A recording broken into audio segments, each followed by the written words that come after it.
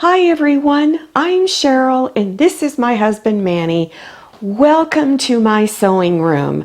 I'm going to demonstrate how to make this face mask. This mask has a lot more breathing room in it and it's easier when you look down. You can see much better. The pattern is really simple to draw, will only take you a few minutes to make.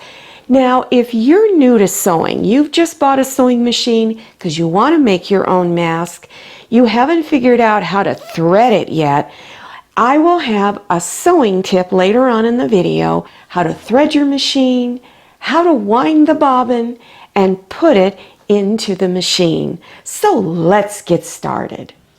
This is a very easy pattern to draw.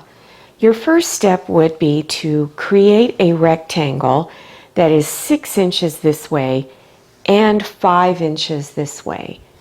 Then draw 1-inch grid lines across there, and I labeled them 0 through 6, 0 through 5. Your first point to start from is 1 1/4 inches. This peaks up at 3 inches, come back down, and ends at the 1-inch mark here.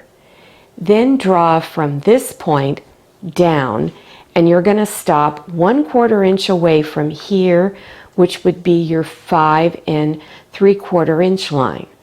Go across this way, and then from this 2-inch mark, do a gentle curve and stop at the 1 1/4 inch. Then cut it out. So you can either leave it on paper like this, or because I'm making a lot of these, I transferred it to cardboard, and what you'll do with this is mark on it 1 1/4 inch seam allowance, cut 4 pieces of fabric, 2 for the outside, 2 for the lining, and 2 interfacing pieces. Your elastic, you'll need to cut 2 pieces. They can be anywhere from 7 to 9 inches long. It will vary from individual to individual. If you're going to be making a lot of these, you can stack your fabrics and lay them, all the layers, on top of each other. Then take your pattern piece, lay it over your fabrics, and if you have a rotary cutter, I would use that and cut around all edges. If you're just going to use scissors, then you probably shouldn't cut more than through 4 layers of fabric. Place your fabric for the outside, place the pretty side or front side down. So now you're looking at the back of your fabric. Take your interfacing and lay it on top. Then bring both sections, front sides, together. Stitch 1/4 inch seam along this long curved edge.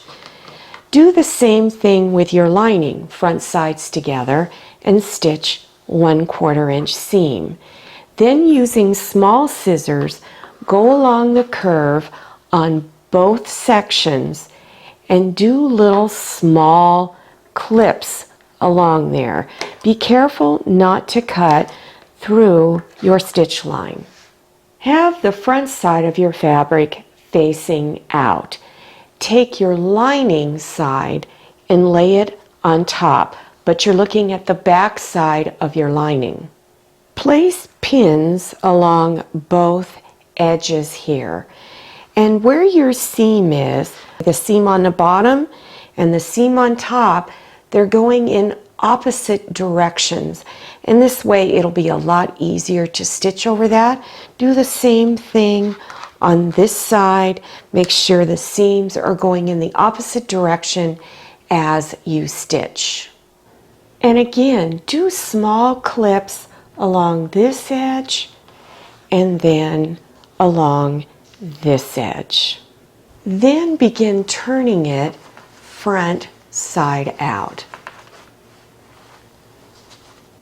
At each end of the opening, fold your edges in 1/4 inch, and then place a pin to hold it in the middle. At each end, then place a piece of elastic and then pin to hold. And place it at both ends.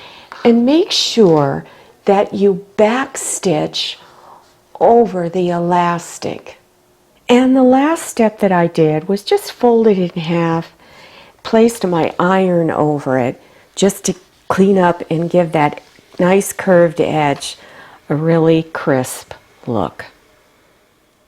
Here is a sewing machine tip for those of you who are new to sewing. You've bought a machine and you're getting confused on getting it threaded and things aren't going so well for you. So here's how you would look at your machine. In your user's manual, it's going to refer you to a numbering system that's usually printed either on the front of the machine or up on the top. On the Baby Lock machines, they're on the top, and on my Viking, it was on the front. So after watching this video and you're still having trouble getting your machine threaded, refer to your user's manual and hopefully everything will make sense.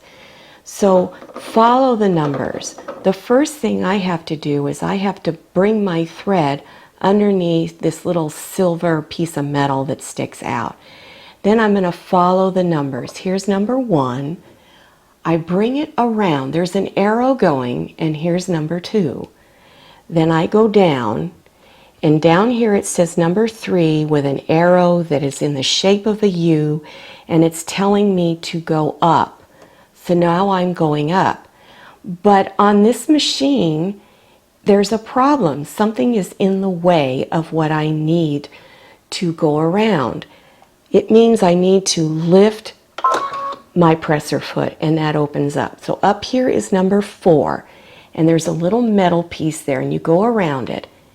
Then the arrow says to go back down, and you go back down to where it says number 5.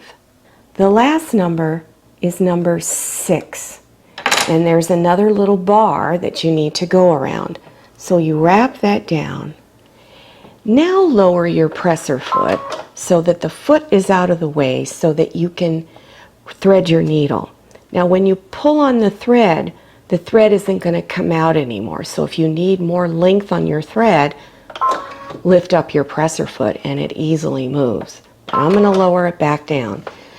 When you begin to thread, make sure you clip the very end of the thread, because if there's any little tiny pieces of the thread sticking out, it makes it difficult to get the thread going through that little hole there.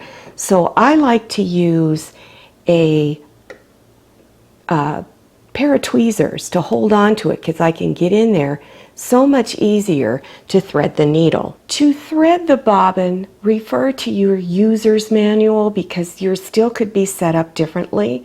I have a separate thread holder to wind bobbin thread from. So again, there is a number pattern here. So follow the arrows. So on mine, I need to put it behind this little, sorry, my hand is in the way, this little metal piece right there. Then I go around this little circle disc and come around back out to where I started. Then I cross over to the bobbin itself, wind the thread around it a little bit, okay? Then close that little bar, and on my screen there's a button that says start. And you push it and it winds your bobbin. You can fill the bobbin halfway or all the way, and when you're done, it'll automatically stop on its own, or if you want to stop earlier, all you need to do is press the stop button. To remove the bobbin cover, pull back on this little square right here, and it pops up. Lift and remove it. Your bobbin thread must be coming out on the left hand side. Then drop it into the bobbin case. You're going to bring the thread around out this way and around like this. So Bring it around. So now it's here. Bring it back around this way and towards the front. Then just pull on the thread and it will cut it. To slide the bobbin cover back in, you must be coming at an angle, going down in a 45-degree angle. Then snap it in place. I hope this information was helpful to you. Remember, always refer to your user's manual. For more beginner sewing projects, play this video until a green screen appears and then click on the links. Waiting for Maria to stop scratching. Sorry, I'm waiting for like action or something. Come on, Cheryl. I'll be a catering if anybody needs This video, click on thumbs up. And don't Oh, Cheryl. You need a script to read off of. Yeah, or something. Come on, let's go. this video, click on thumbs up. Maria, your pillow's wrong. Just turn your hands to the other side. There you go. Wrong this whole time. If you like this video, click on thumbs up. And don't forget to click on share to share this video with your friends.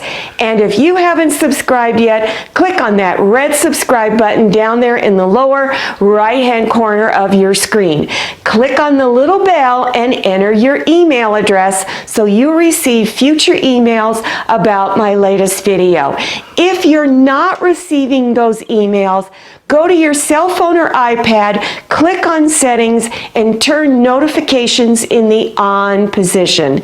This is Maria, this is Manny, this is Jamie, and I'm Cheryl. So glad you came to my sewing room. See you next time, and happy sewing!